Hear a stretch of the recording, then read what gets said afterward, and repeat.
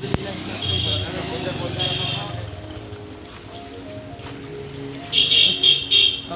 মিনাশ শাইতানির রাজিম। বিসমিল্লাহির রহমানির রহিম।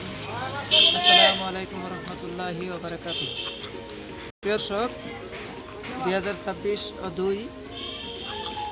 15 ফেব্রুয়ারি বর্তমান জুলাই আগস্টে কোনো অভ্যুত্থানে যে স্বৈরাচারী সরকার আমাদের দেশ থেকে পতন হয়ে গেছে যাওয়ার পরে ওই 12 ফেব্রুয়ারি 2026-এ 12 ফেব্রুয়ারিতে ত্রয়োদশ জাতীয় সংসদ একটি নির্বাচন হয়।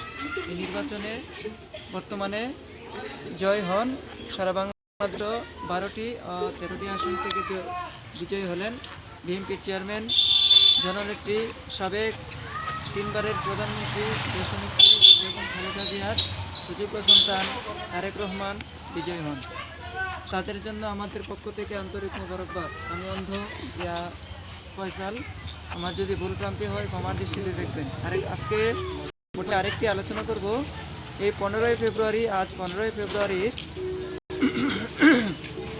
এই 15 ফেব্রুয়ারিতে একজন বাংলাদেশ ও সিলেট বিভাগের বর্তমান বাংলাদেশের বাউল সম্রাট শাহ আব্দুল করিমের কথা, যার গান বিশ্বের গীতিকার ও সঙ্গীত পরিচালনায় মরমী কবি বাউল শাহ আব্দুল করিম, যার গান দেশ এবং দেশের বাইরে পর্যন্ত বিশ্বের সব জায়গায় ছড়িয়ে আছে।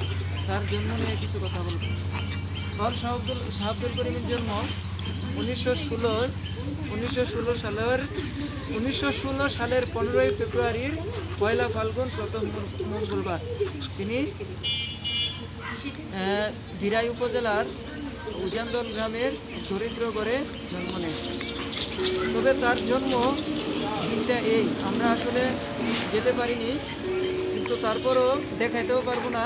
তারপরেও এই আলোচনাটুকু আমি আপনাদের সামনে তুলে ধরলাম। যারা গান শুনেন, অনেকে গান শুনেন অথবা তার ছবিগুলো দেখে আপনারা বুঝতে পারবেন সে কেমন একজন কবি ছিলেন, সে কেমন একজন শিল্পী ছিলেন।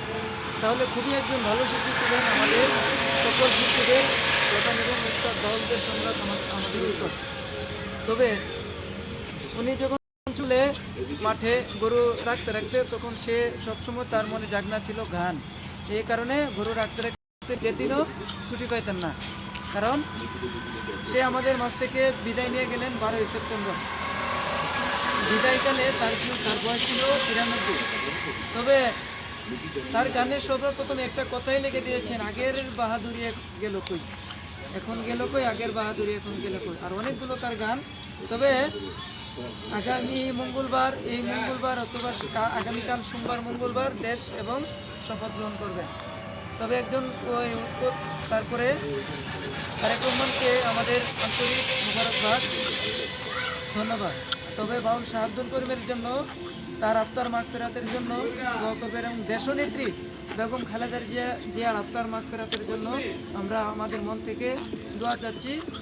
তবে সাধারণ মানুষ, দেশের সকল মানুষ তার জন্য কান্নাকাটি এখনও তার মনে জাগনাতে আছে। ধন্যবাদ। আসসালামু আলাইকুম ওয়া রাহমাতুল্লাহি ওয়া বারাকাতুহু। এই চ্যানেলটিকে সাবস্ক্রাইব করবেন, আমার ফেসবুক আইডিতে লাইক, কমেন্ট এবং শেয়ার করবেন। আমার ইউটিউব চ্যানেল হচ্ছে জামালগঞ্জ সাউথ কামলাবাজ অন্ধ ফয়সাল, আর ফেসবুক হচ্ছে ফয়সাল আহমেদ। আর যারা আমার ফ্রেন্ড এবং আছেন সকলকে লাইক কমেন্ট এবং শেয়ার করেন, অন্যদেরকে দেখার সুযোগ দেন, আর আমার চ্যানেলগুলো সাবস্ক্রাইব করেন।